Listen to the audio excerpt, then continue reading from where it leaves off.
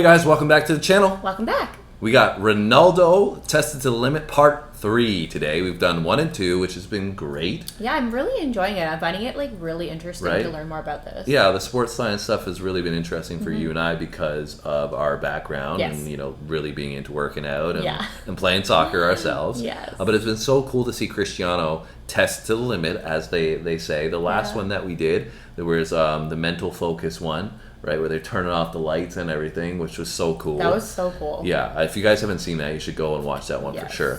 So this one we got technique, which is pretty cool because you know, I think Ronaldo has a very interesting technique. They talked a little bit about his body, how it's shaped, you know, a little bit differently with thicker thighs but smaller calves. You know, his torso length, that kind of stuff. I think it plays into his technique a little bit as well with his free kicks.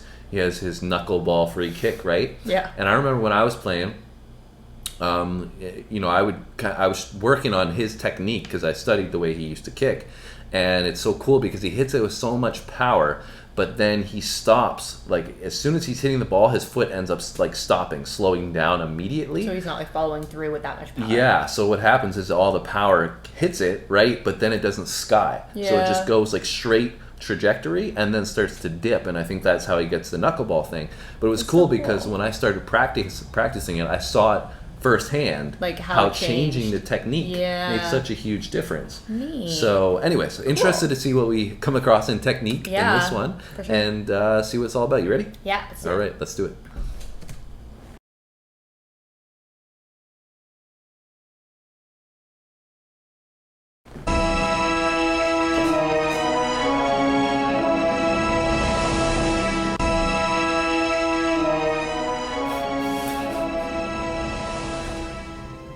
Scientists are taking apart Cristiano Ronaldo's body to discover what makes him one of the world's most valuable footballers. So far, his body strength and extraordinary mental ability have been examined. The next set of tests will investigate his amazing technique. Is it this that gives him the edge? Ronaldo's free kicks are as famous as they are effective. Fast, accurate, and unpredictable. His success rate is 3 times the average. No one else in the world has mastered his technique. So the question is, how does he do it? It's a Portugal-Brazilese free kick because yes, this ball goes up and down, and that makes it extraordinarily difficult for the goalkeepers. It's really dangerous when you shoot the free kicks. Cristiano Ronaldo's style is like a punch on the ball. Ronaldo has probably got one of the most efficient power application models of kicking that there is in terms of the amount of effort that he puts in and the return he gets on the ball speed. To find out how he does this, the scientists are going to analyze his free kick in minute detail. What we're going to do now is put reflective markers all over your body so the cameras can pick up all your movement, and we can see in 3D, we can see all your movement, how you move, how your technique is when you strike a ball. Okay? So let's apply the markers on him now. Okay, we're going to go for a full body marker set here. Essentially what we're looking for is we've got 10 infrared cameras that are going to sample 300 times a second. And hopefully what we get then is a 3-dimensional reconstruction of exactly what happens during your kick. This process is called 3D motion capture. It's what video game animators use, but this is the first time it's been used to analyze Ronaldo's free kick. The most important bits, of course, are going to be on the leg, so we can then identify just how fast his leg is traveling. So we put these clusters on this part here, stick this down. So that's for the joint. Yeah. How often will you do free kick practices in terms of practicing your technique? Depends, 1 time per week. Once a week? You just do it after training, just repeat it? Yeah. 25 balls, 30. 20, 35 balls? Yeah. Do you generally do it with a goalkeeper in there? Yeah, with goalkeepers, Yeah. There we go. Beautiful. Okay. So now we're going to do your free kicks, but I'm not going in goal. We've got your former teammate, Jersey Durde. Hello. How we doing? Hi, Chris. I'm good. Nice to meet you. Good man. Okay, well, let's go. Let's get set. Andy has set up the lab with the goal 20 metres away. To begin, Ronaldo will take a free kick, employing the technique he uses to bend the ball over a defensive wall.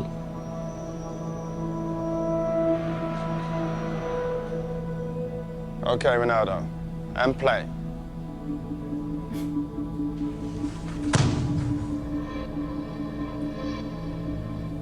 It may be over in the blink of an eye, or 900 milliseconds to be precise. But what happens during this time is fascinating. To get the ball to curve, Ronaldo must strike it in exactly the right place. This is something that is achieved by hitting the ball off the centre of mass. So we're hitting it almost to the side of the ball and using the inside of our foot to wrap around that ball and generate spin. It's interesting because he doesn't normally hit it that way. The way he's got his foot like angled out like yeah, that. so he's using the inside of his foot, like you were just saying, a bit more to get more curve on this one. But when he takes those free kicks, that's not like his technique that he uses. Yeah. So I'm interested to see if we're gonna. This is just kind of what he's doing it to get that extra spin on it. Yeah, and it was almost like he was using less power in this. I don't know if it's because of the training exercises to begin with, maybe getting a feel for it. But interested to see where we go.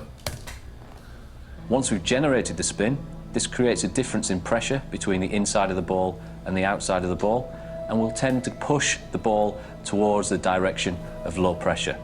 Hopefully then this curves over the top of the wall and the keeper won't see the ball until the last minute. The precision is extraordinary. He sends the ball spinning round a perfectly vertical axis, veering off its normal straight trajectory by more than 3 meters.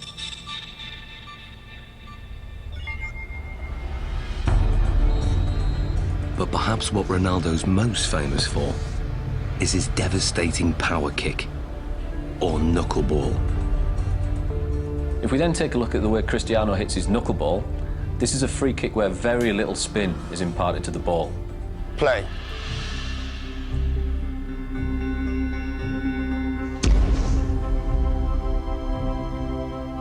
What we then get is a contact more towards the ankle joint centre.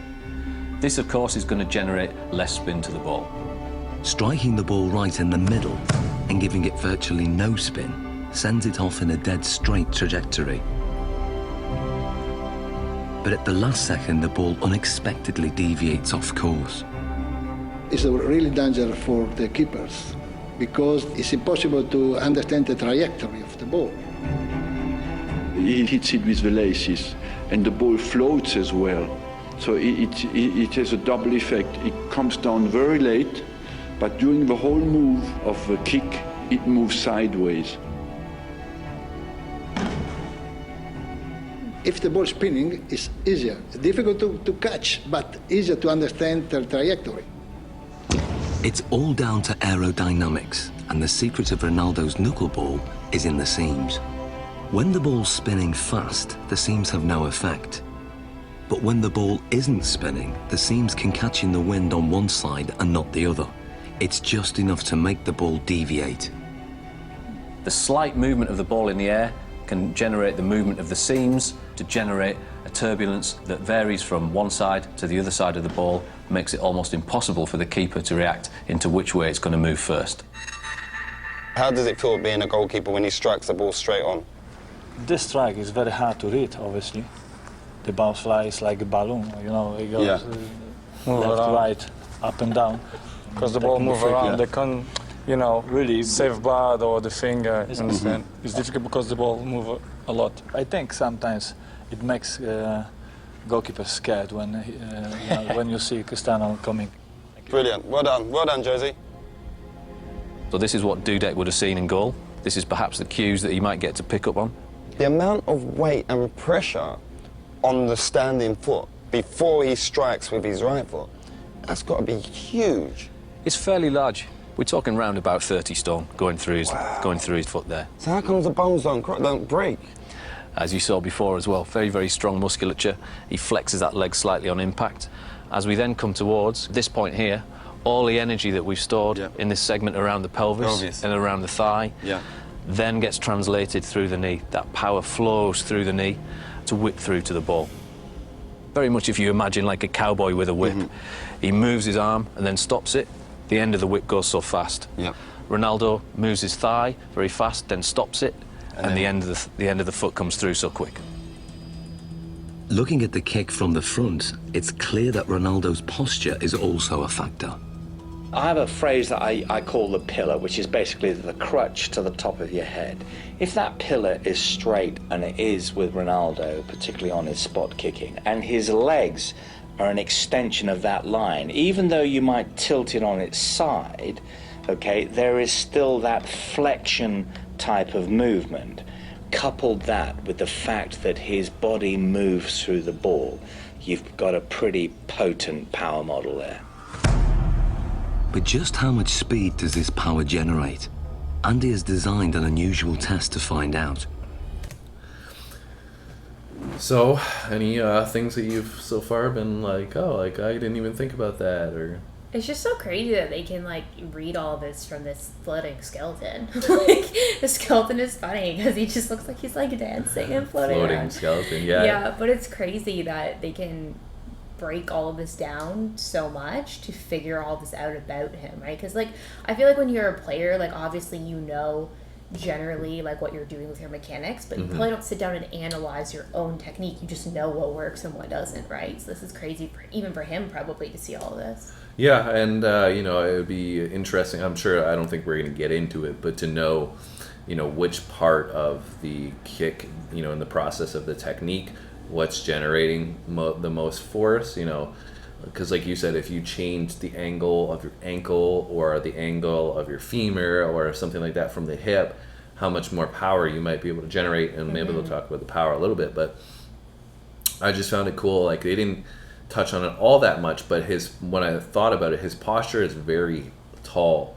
He sits up very high when he's striking the ball. Yeah. And for, you know, every player growing up, a lot of the time they teach you get over top of the ball, like right? So it doesn't go sky high, which is totally true, because like when we used to play and I used to train, if you'd kick a ball and you'd be leaning back, right, your leg would end up coming up really high, and then the ball would go sky high. Yeah, the follow through would go through. Yeah, but I think that's like interesting about his mechanics are that he stands straight up and he hits the ball, but like I said, his foot doesn't come like all the way through, and he doesn't lean back and have his leg go all the way through. Yeah.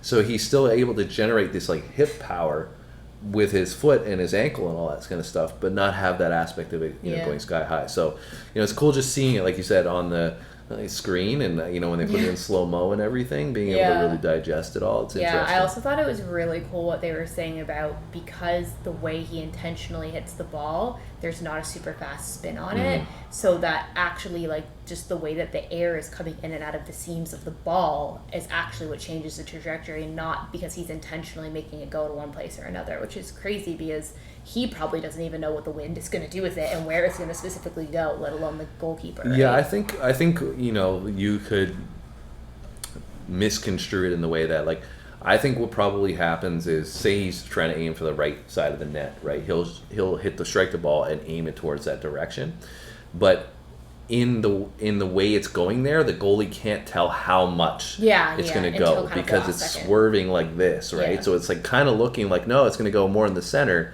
And then all of a sudden, like you said, the wind kind of drags it or something like that. Yeah. And he's maybe even perfected it more so than they've discussed on here, where he knows maybe more so where that will take it. But like you said, it's cool that, you know, the science of how, you know, it can change the trajectory on it. Anyways, let's finish it up. Inspired by an event in Ronaldo's childhood, 6 sheets of glass are arranged around a speed monitor. Ronaldo will fire the ball at this glass target. What was it like as a kid smashing windows? Well, when I'm a kid, I think I'm break just one glass of one neighbor. It was very, very big problem, because when I'm arriving home, my mom kicked my... This is the perfect situation where you can smash glass and everyone's happy. No, it's okay. No, it's not a problem. Nobody gonna kick my... I'm happy.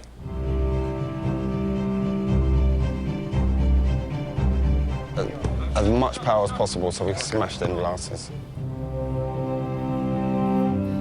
Ronaldo, this is your chance to take your free kick with no restrictions. Nothing at all is going to hold you back.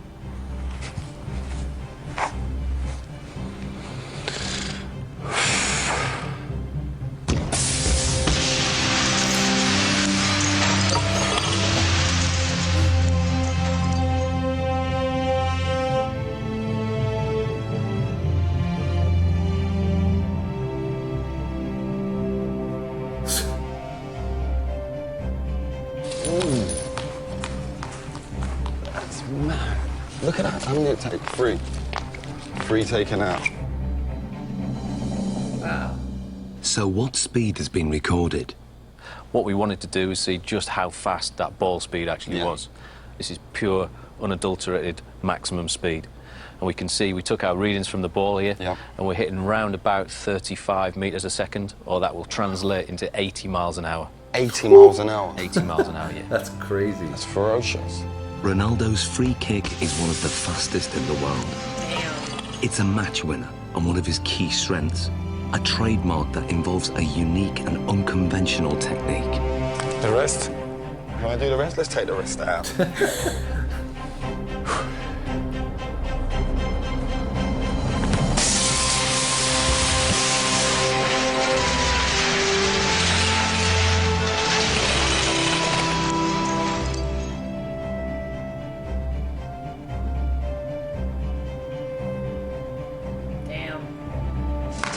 Kept going.